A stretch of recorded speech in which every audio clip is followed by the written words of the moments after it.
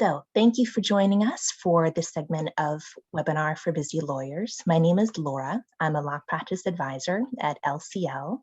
LCL, for those of you who may be first-timers here, is Lawyers Concerned for Lawyers in Massachusetts. We have free confidential services for lawyers, attorneys, and legal professionals.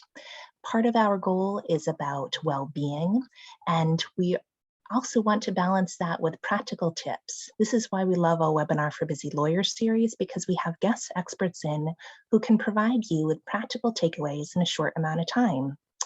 We will have an opportunity at the end after the talk for questions, so feel free to put your questions in the chat, start thinking about those. We also, as a very special opportunity today, have a book giveaway, which Rachel will add in more. Essentially, the first 10 who email our speaker, Nora, with the email address, will receive a free copy of the book, which will be discussed today, which is a wonderful opportunity, and we thank them for their generosity. So to give you a little bit idea about our speakers, and Nora will also introduce more about them as well. Nora Riva Bergman is a law firm coach, author, and certified Atticus practice advisor. She has been a licensed attorney since 1992 and has been coaching for about 15 years. Nora also, her co-author, Chelsy Castro, unfortunately cannot be here today due to a family emergency, but we are so delighted that Nora can be here to share these important lessons of wellness and resilience. So Nora, I will turn it over for you for talking about your book, 50 Lessons for Happy Lawyers, and thank you for being here. Thank you, Laura, and thank you, Lawyers Concerned for Lawyers, LCL in Massachusetts, for having me here. Chelsy, my co-author, sends her regards and apologizes for not being able to be with us this afternoon or whenever you happen to be listening to this webinar. So I will take over from here and just tell you a little bit more about ourselves after that introduction from Laura, so thank you very much. As Laura mentioned, I've been a licensed attorney since 1992. I am here in Florida, by the way. I practiced for about 9 years, and I became the executive director of a bar association, and I've been working with Atticus as a practice advisor and business coach since 2006. I also have my own coaching company where I do more coaching with legal aid organizations and bar associations and really any organization affiliated with the practice of law. In 2016, I released my first book in the 50 Lessons for Lawyers series, which is a book entitled 50 Lessons for Lawyers, Earn More, Stress Less, Be Awesome. And it covers all kinds of practice areas, from time management to marketing to client development, building a staff, understanding finances, leadership, a very kind of a panoply of lessons. In 2019, we released the book 50 Lessons for Women Lawyers from Women Lawyers, in which I wrote only one of those 50 lessons. And I worked with, 49 other contributors who contributed to that book.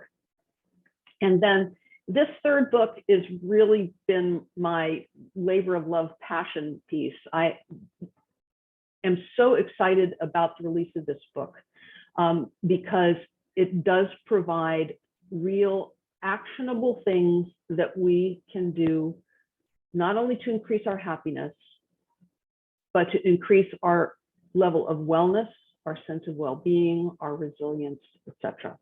And today we're going to touch on just 3 of these 50 lessons.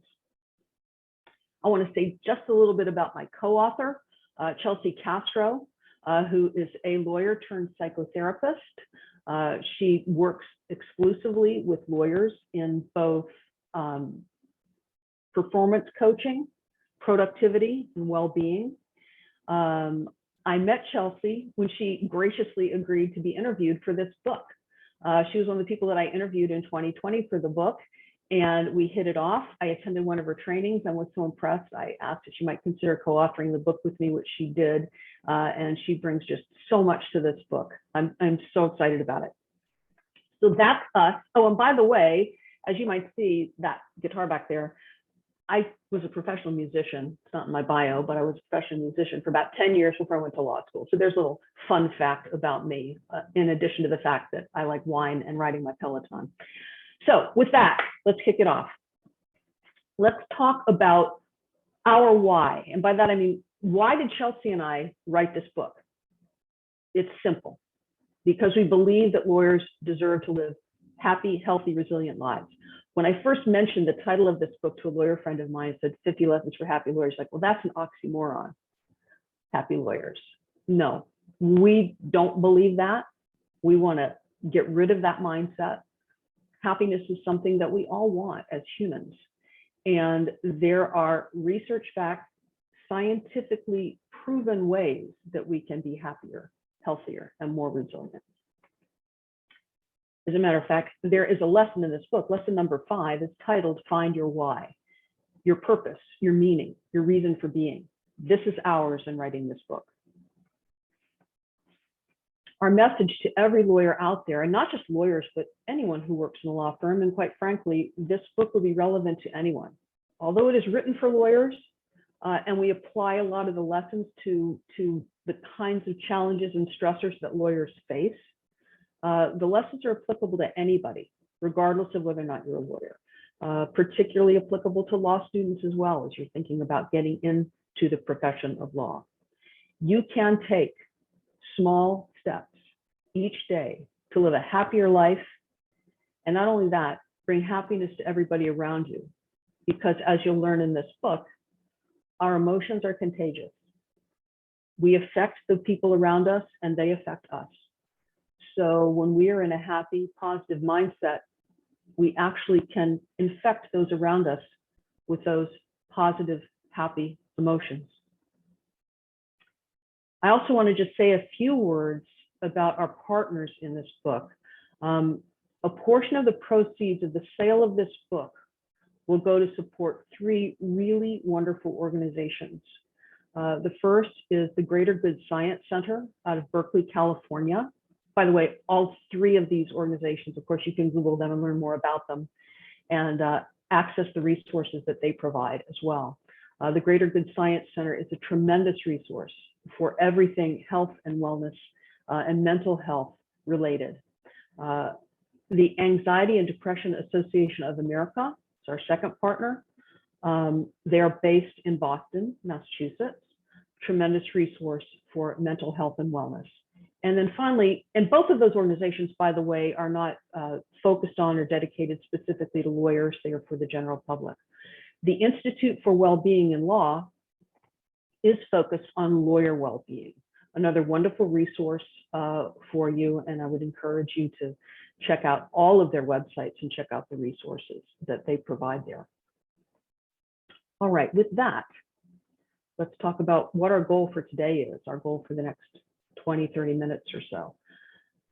I want to inspire you to create your own happiness practice.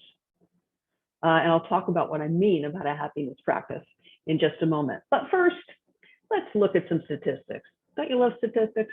These are the numbers, by the way. 21% of attorneys qualify as problem drinkers. 28%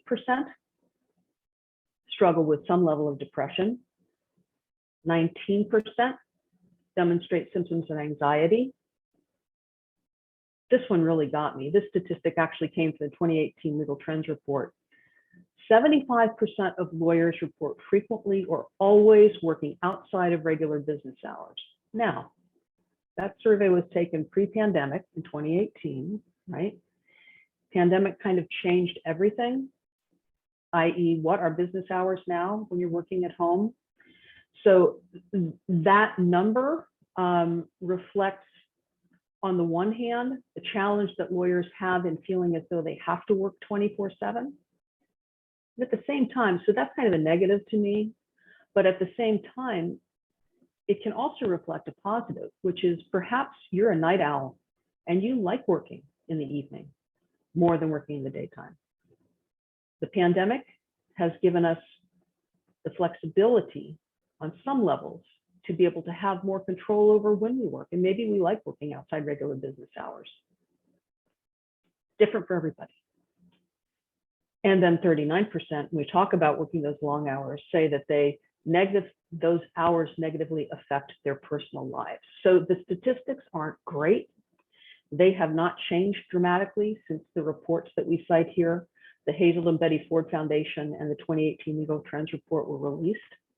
The pandemic has probably increased, as a matter of fact, the level of anxiety and depression that lawyers feel, and the level of isolation, of course. But here's the good news.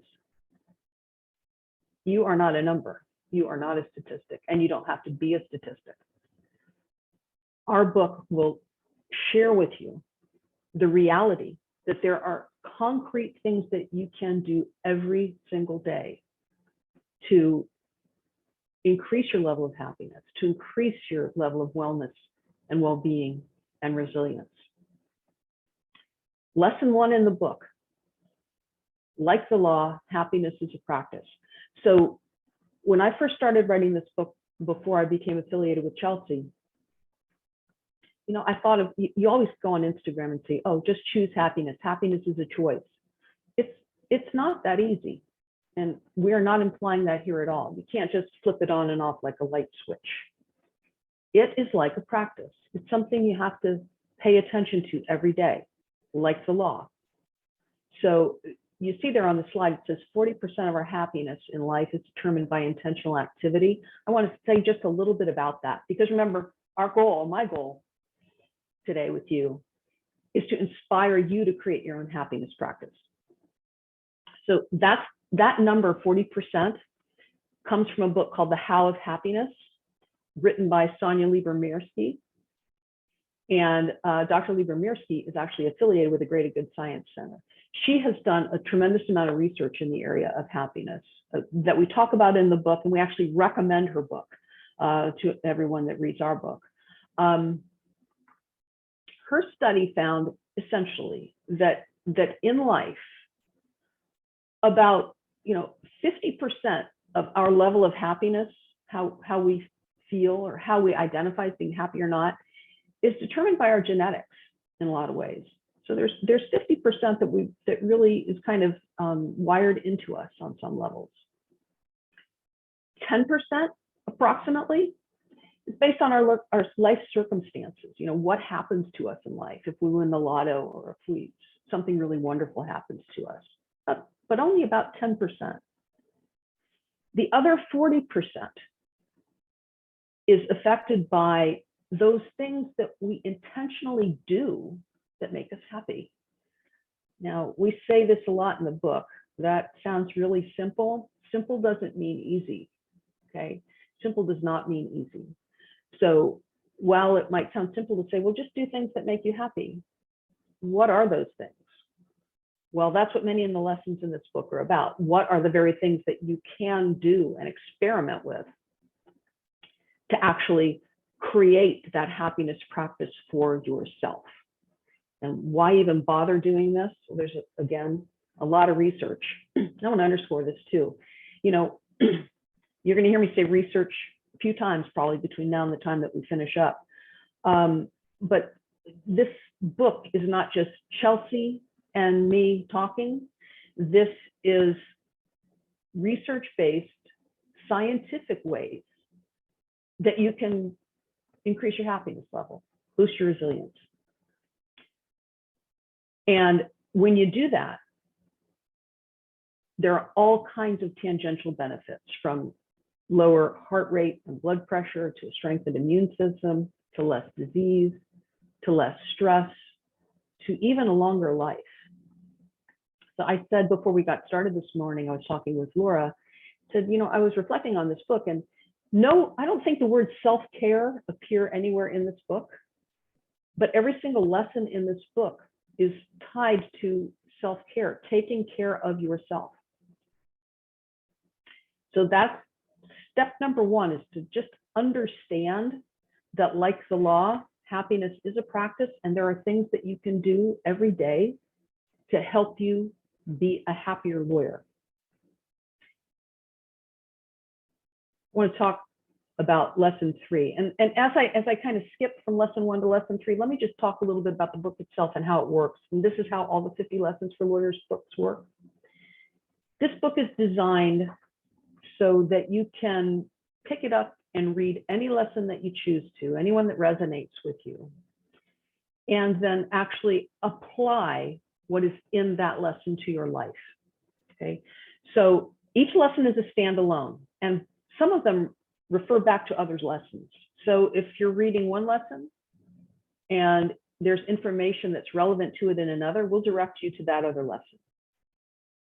But you don't have to read them in order, and you don't have to read it from beginning to end. You can pick it up and read whatever you want. At the end of each lesson, there's a section called Living the Lesson. Why?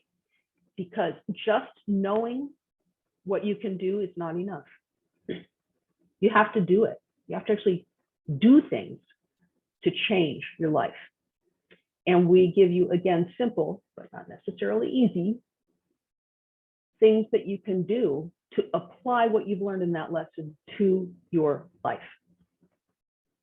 So don't have to read the book from cover to cover, jump around as much as you want, go to lessons that resonate with you, read them, get the knowledge, and then do those things that we suggest, and that science and research suggest can make a difference in your life.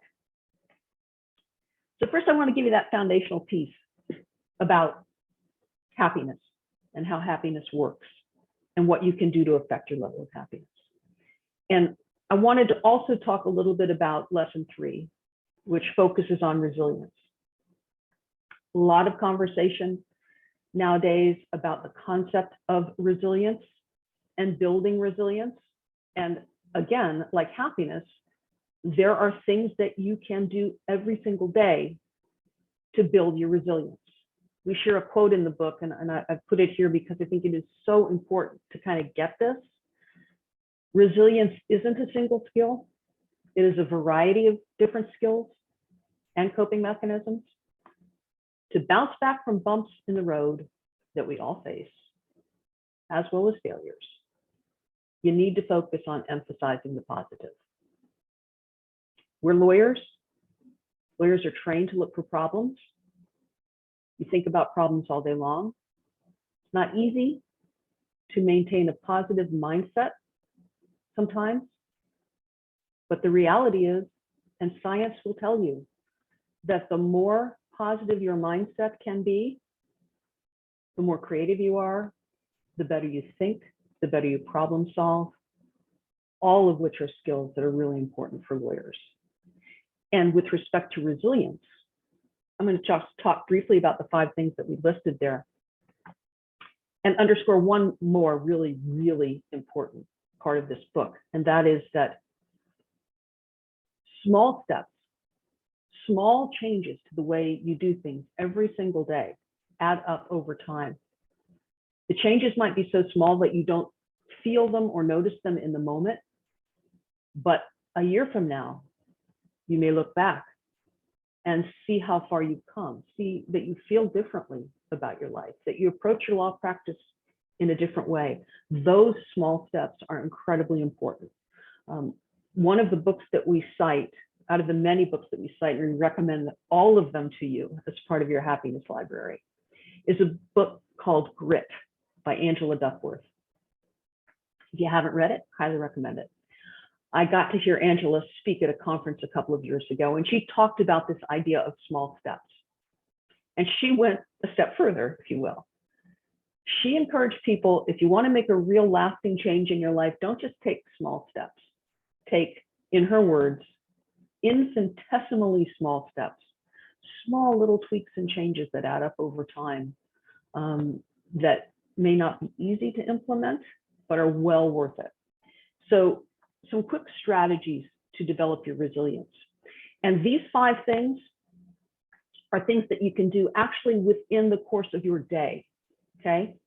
So I'm going to be brief here. Obviously, the book goes into much more detail with respect to each one of these 5 things, but refocusing your brain. Focus is really important to our level of positivity. Most lawyers that I have worked with over the last 15 years, if Chelsy were sitting here with me, she would say the same thing. One of our biggest challenges, one of lawyers' biggest challenges, is to be able to have time to focus and think without interruption. The more that you can do that by building uninterrupted focus time into your day, so that you can really focus your brain on what you want to work on without being interrupted and distracted every 5 minutes or less, perhaps, the greater your level of resilience will become. This is a daily thing that you can do. Number 2, reset your primitive alarms. That actually goes to the very next lesson that I'm going to talk about. But our brains are wired to notice what our ancestors might have thought of as saber-toothed tigers. But the reality is we are surrounded by saber-toothed tigers in 2022. And that's the last lesson I'm going to touch on today. We're going to go to that one next. So hold that thought. Number 3, reframe your attitude. Again, coming back to the idea of positivity. There are several lessons in the book that touch on positivity and the effect that it has on not only our level of happiness, but on our cognition and our ability to think clearly.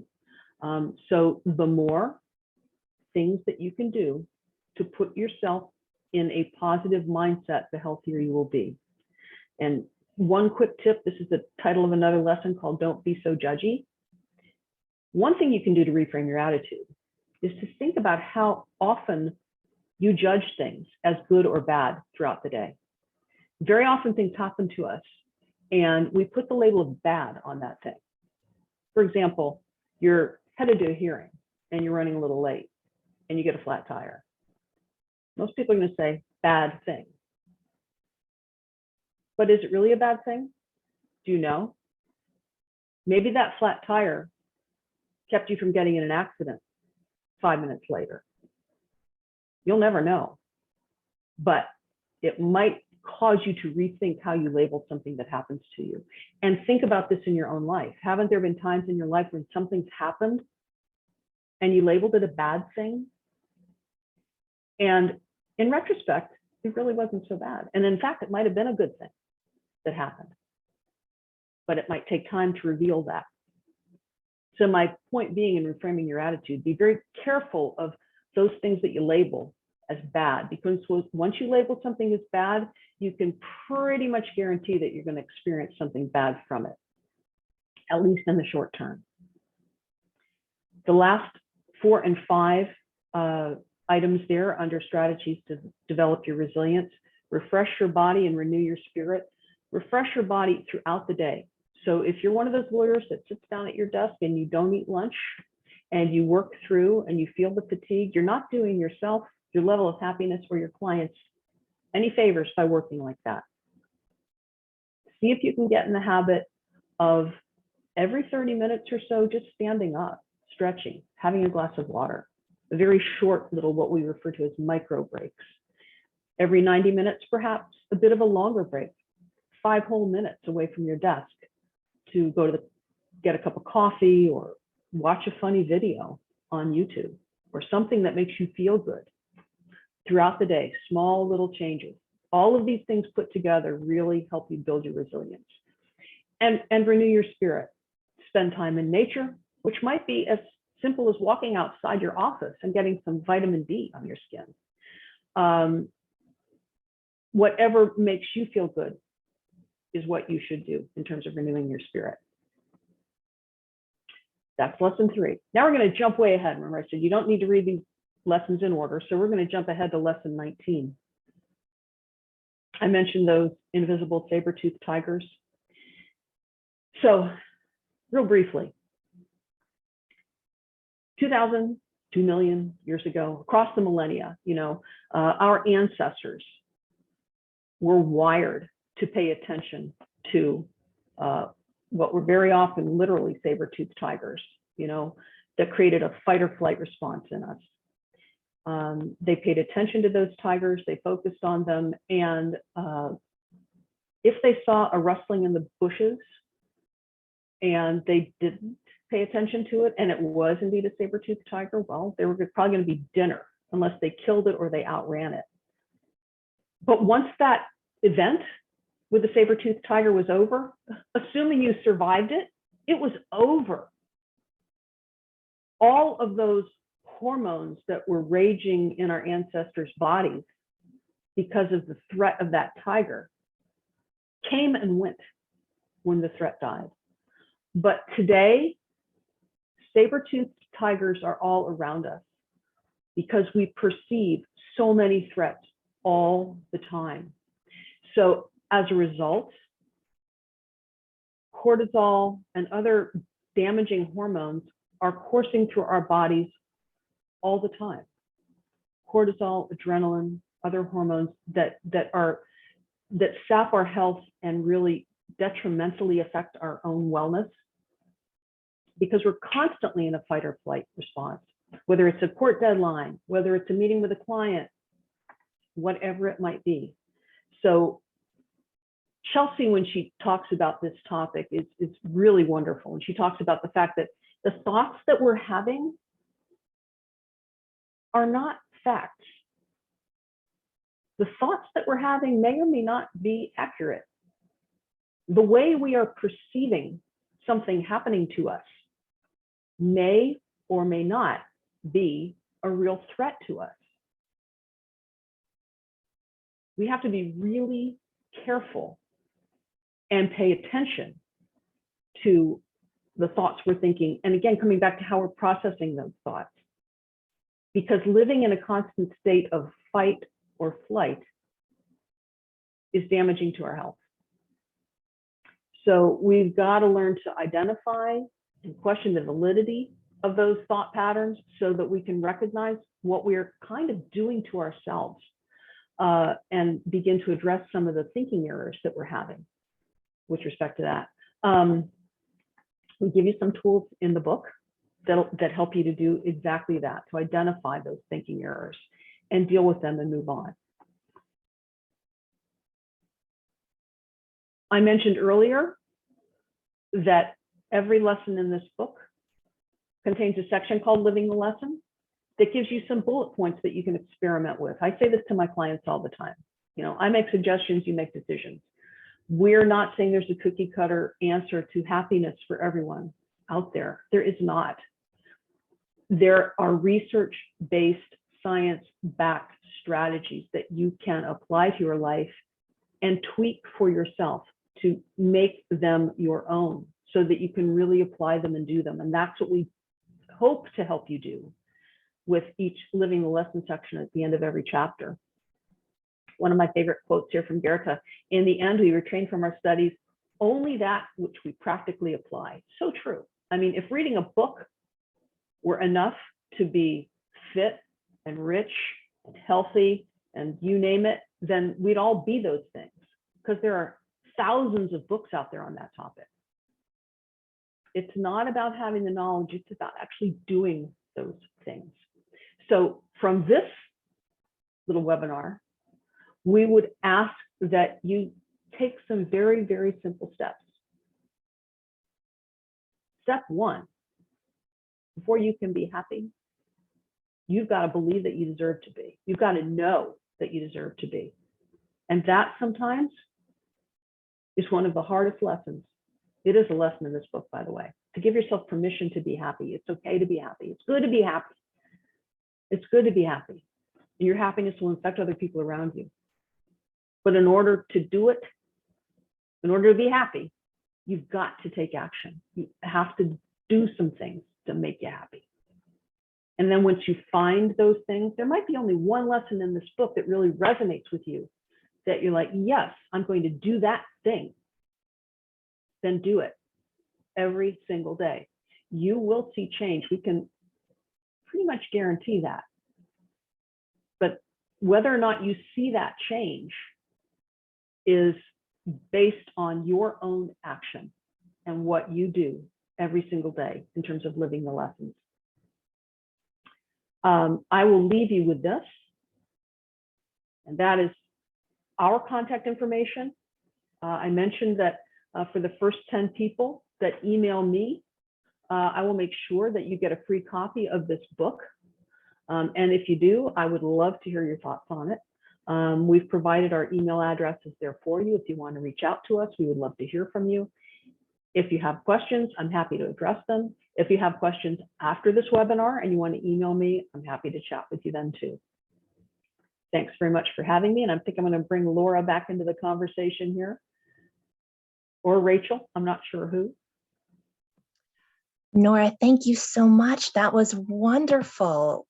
We really appreciate you going over the 3 of the lessons from your books, 50 Lessons for Happy Lawyers. I was just copying in for people who may have come a few minutes late that your information about your book giveaway. I want to remind people that if you have questions for Nora, please put them in the chat. In the meantime, Nora, I want to go over a few of the things you said and really highlight them because I thought this was so important. You talked about your why in writing, you found that in writing the book, and that every person here will need to find their why. I think that really speaks to people and their purpose.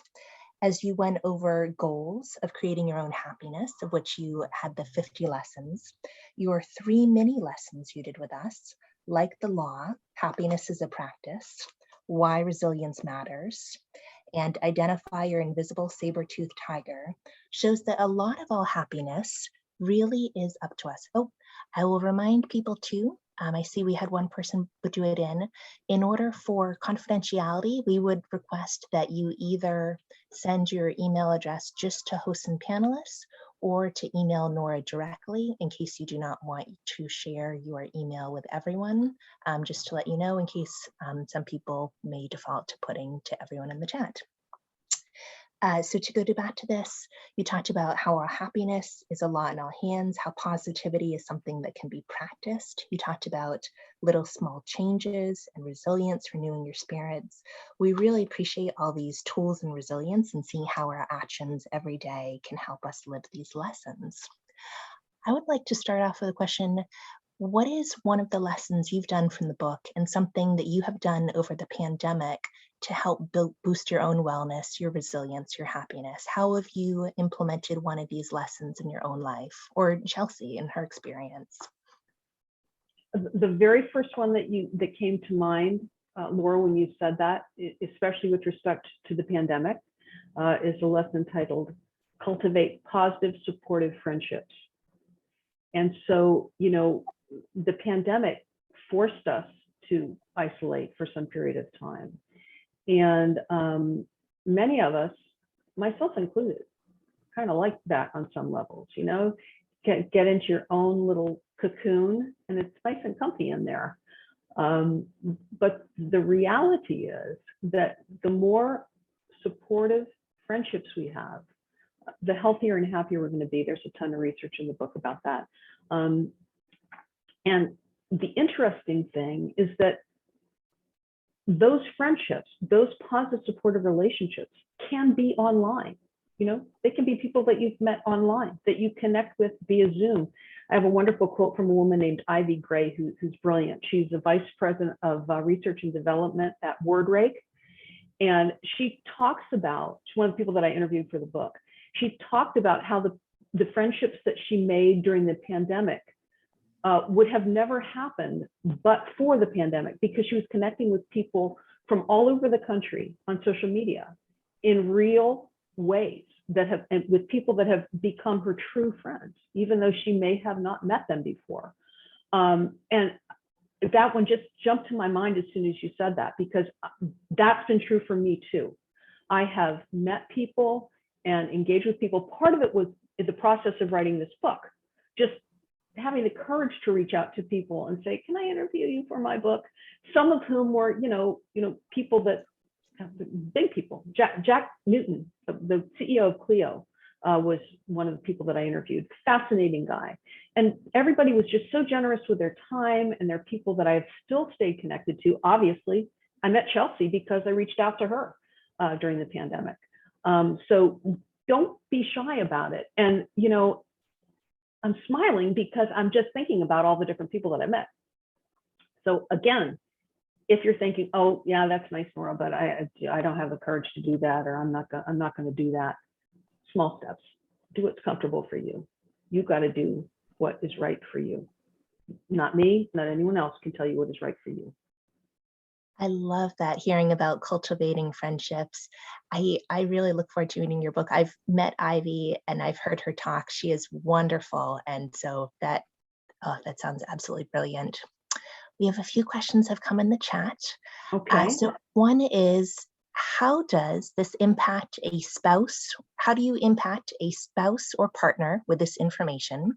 The person notes that they are not great at work-life balance, but their partner, who is also a lawyer, really struggles to live beyond work.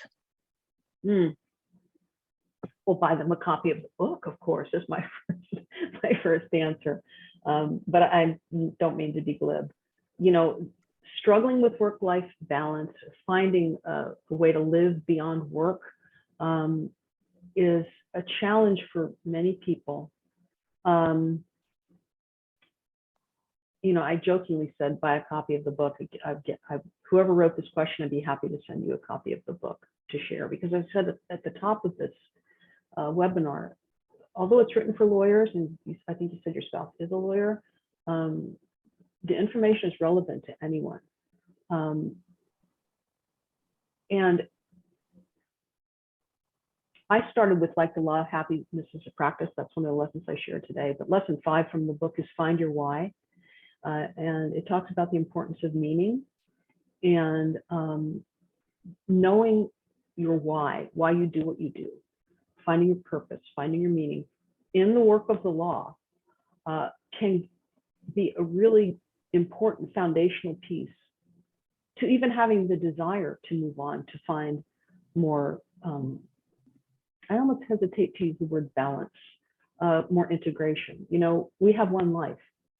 You know, we're not, this is me talking now. We have one life. We don't have, you know, a work life and a home life. We have one life, and that's been demonstrated to us, you know, pretty dramatically because of the pandemic. And we deserve to be happy in that one life. So there's not an easy answer to that question, other than to say, for yourself and for the person that you care about, I guess I'll come back to the thing that I just ended this webinar with. Believe that you deserve to be happy, know that you deserve to be happy, and give yourself permission to be happy. And it will not only improve your quality of life, but knowing those things and taking steps for actually doing those things for yourself will positively impact all of the people around you that care about you, from your loved ones to your staff at work, to your clients, you name it. It's interesting, I mentioned Jack Newton. One of the things that he said to me that really, really resonated with me, we have a couple of lessons in the book on the power of empathy and the importance of empathy. And we quote Jack in the book because he talks about the fact, he says, the one thing I've learned from lawyers is that they want a lawyer who can listen to them with empathy and understand their problems and care about them. And when we get really hung up in our own stuff, sometimes it's hard to do that. So coming back to how this can impact your work as a lawyer, happiness, positivity, all of those things translate to everyone around you. That is wonderful. Thank you so much for those great tips, Nora. I'll just add in a few things for the person that wrote this question or others who may be thinking along similar lines. This is also a chance where you can reach out to us at LCL. We have people on staff. We do free confidential consultations. I have both clinical coworkers who are trained as social workers and psychologists, as well as our practice advising team. For example, I can think of a number of resources on our website, such as one of our past webinar for busy lawyers was about setting boundaries between work and home. You or your partner can also, reach out for a free consultation with one of our clinicians. Please reach out. We're here. We would be happy to talk with you. Thank you, Nora. I want to thank you for saying that, because I also want to be clear that this book is not and does not in any way try to be a substitute for help, for therapy, for counseling, for any kind of support that you need beyond this book. Thank you. But the book is a great starting point, Nora, and we're so glad to have you on with us. Well, our next question is, what do you do when your why changes, especially when your why is starting to change and you haven't figured out your new why yet, such as wanting to change practice areas or stop practicing law altogether? Do you have any advice for when a lawyer is in that place of uncertainty? I do. and I'm going to step outside of the realm of this book for a moment and put on my Atticus coaching hat. There is a tool that I use with my clients. It's called the My Great Life exercise. And by the way, Laura, do you have the capability to send this tool out to all the participants if I were to send it to you? Sure. Okay. So I'm going to make this tool available to Laura. And what it asks you to do is to think about your life. This is a tool that I use with all of my clients as a starting point. And it asks you to take some real thinking time to determine what you really want out of your life. If you've read the book, The 7 Habits of Highly Effective People by Stephen Covey, which was written in the 90s, but so much of it is still relevant. And the very first lesson in his book of the 7 lessons is to begin with the end in mind, to really get clear about what you want out of your life, starting with your why, what you want. But this exercise that I'm referring to allows you to set some definitive goals for yourself, lifetime goals, 10-year goals, 3-year goals, right down to 90-day goals.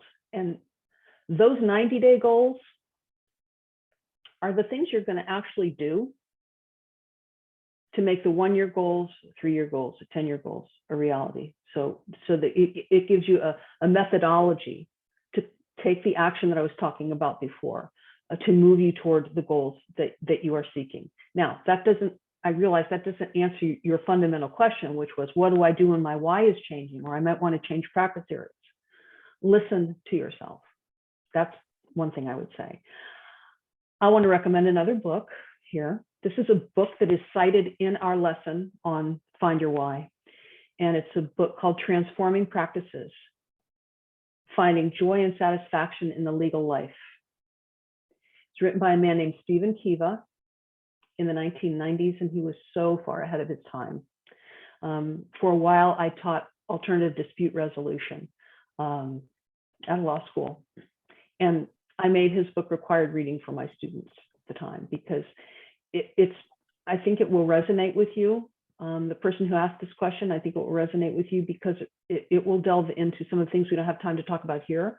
But it goes to exactly that, finding a way to practice law that is consistent with your values, that is consistent with your why you're here, that allows you to practice law with a meaning and a why beyond just whatever your law firm may require of you.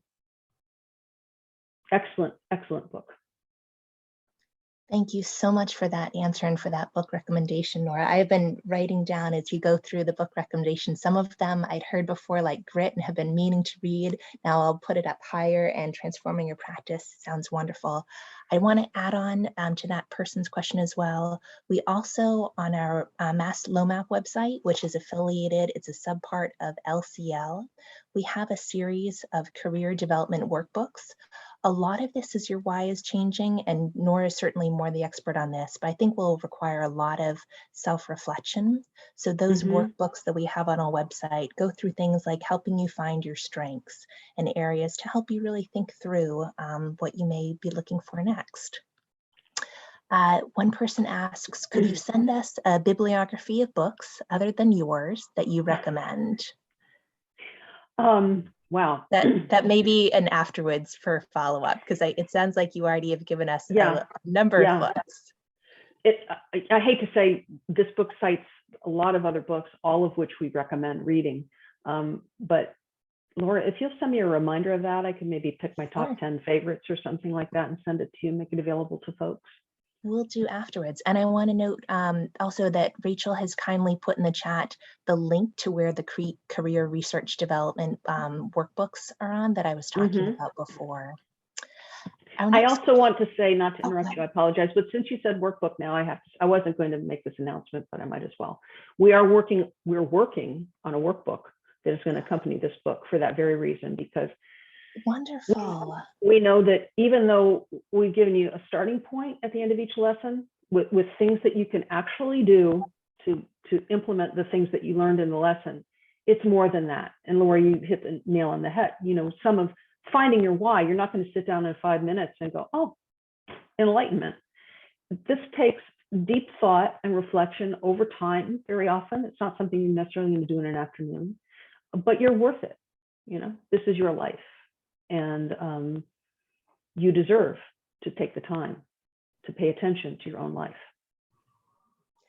That is beautifully said, Nora. And even though we wish we could have that 5-minute eureka moment, it's like you were talking about before, small steps, maybe even infinitesimally small steps to start to make change, to start to make new habits, to affect as you said, the 40% of all happiness, which we can affect by intentional acts. I love that. Our next question, this is also a person who's trying to help support a family member. The person thanks you for your talk and says, I have been trying to impart this information to my son who just graduated and is about to enter the workforce, healthcare area, not law. Do you happen to have thoughts, Nora, on how you can help a child who may be in a similar situation and is graduating, about to enter the workforce? We know that this is a tough time for a lot of people, especially people new to the workforce or that are going through school right now. Yeah, well, the book was written also with law students in mind, so I guess any kind of student. I wish Chelsy were here because that would be a really great question for her. I feel as though that is kind of almost getting into the, I don't want to say mental health, but therapy, some type of counseling other than a parent. Sometimes, this is true even for me in my coaching with lawyers, there are things that I can suggest to lawyers or say to lawyers that many other people have said to them throughout their lives. But when the right person connects with you, it can make a deeper meaning. And sometimes you need to hear things not only from family members, but from someone else who can be objective and help you from outside your own personal network. That is great. Thank you so much. Oh, and Rachel chimed in as well. Yes, she is. That's very exciting news about your workbook coming up. I agree. When you said you're working on it, is that something that is in the progress and might be released later this year or next year? Do you have any sort of idea on when it might be coming? We are hoping for later this year, but I don't want to promise that, but hopefully later this year. That's okay. That's wonderful to look forward to. Excellent. So it looks like we have addressed all of the questions in the chat to date. If people have more questions, we have a few minutes left.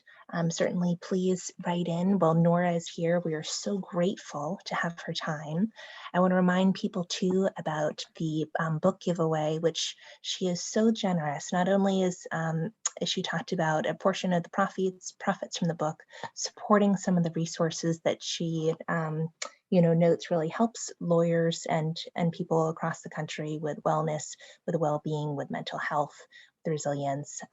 But she also is here sharing these as practical takeaways for us, which is so helpful, Nora. We truly appreciate your time and your insights on this. It has been my absolute pleasure to be here with you. So I want to, thank you. I want to mention that our next webinar for busy lawyers will be on Wednesday, July 13th at 12 p.m. And we will have Anne Haig, who is talking about secondary trauma in the legal profession. We know this is something a lot of lawyers have been asking about or feeling lately. So please note that on your calendars and sign up once we have the link available. And we have another question. Would LCL consider doing a monthly book club live and via Zoom to address lawyer wellness, including Nora's book? That is an excellent point. We have been considering that as a potential, and we always love feedback, and we'll be happy to incorporate that. So thank you so much for your suggestion. Yes, we will consider doing that. Not sure how soon it will come, but we will try to act on that when we can.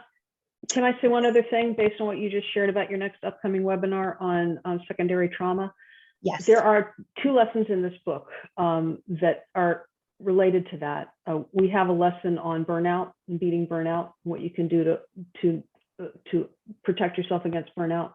And we have another lesson on compassion fatigue. And compassion fatigue really is the result of secondary trauma. And we give you resources in that particular lesson on, again, things that you can do to protect yourself from compassion fatigue, because lawyers are human, and lawyers suffer with some of the same issues that non-lawyers do. Lawyers aren't superhuman people who can listen to their clients' problems and challenges every day and not be affected by those things. Those are great points. And thank you so much for pointing out those lessons. Those are things I think people have heard the terms of compassion fatigue and things, but it's nice how you put it, and that can be a result of secondary trauma. This is something, as you know, lawyers are very prone to as they take on with their empathy and, trying to act so much for their clients who are going through these hard things. So that it's great. We'll look out for those lessons in your book as well. Nora, do you have any parting thoughts for us? And again, thank you so much for your time. And I want to thank our audience for the time too. This has been absolutely wonderful. I want to note too that the resources we talked with Nora about getting afterwards, we will send those along probably at the time when we send out the slides and the recording, once this is up on the website. And if you miss this live, we will have this available on demand afterwards. But Nora, do you have closing thoughts you would like to share for us today? And thank you again so much for being with us. Well, thank you, Laura, and thank you, Rachel, for having me here. And thank you for the work that you're doing at LCL. It's so important right now. So thank you very much for that. Closing thoughts. I said it before, I guess I'll say it again. Believe that you deserve to be happy. Know that you deserve to be happy. Take those steps that you need to take every day to live a happier, healthier, more resilient life. Do it for you, not only for you, but for everybody around you. You deserve it. Thank you so much, Nora. That is very wise and insightful. I just want to remind people as well, if you email Nora with your mailing address, she has very kindly offered to do 10 free books for people who attend our LCL webinar for busy lawyers. So certainly if you would like a free copy of the book, you do that, or I'll go out and buy for people as well. It looks like a great book. Be exciting to pick up. So thank you all so much, and we hope that you have a great day, and we look forward to seeing you next month. Take care. Thank you. Thank you so much. Bye-bye.